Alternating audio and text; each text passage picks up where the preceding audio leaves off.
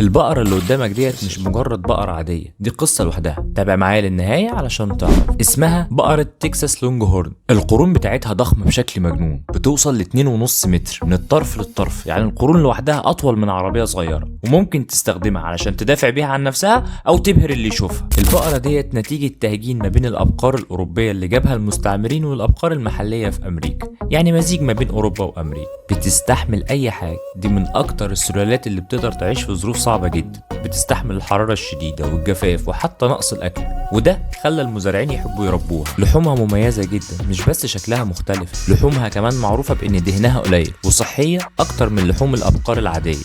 الوان ماشية لونج هورن بتتغير من بقرة للتانية، ممكن تلاقيها بني، ابيض، اسود، او خليط من كل الالوان ديت مع بعضيها، وكل واحدة ليها نمط مختلف كأنها لوحة فنية. سبحان الله. تكساس لونج هورن رمز لولاية تكساس في امريكا، ودايما بتظهر في احتفالاتهم وفعالياتهم.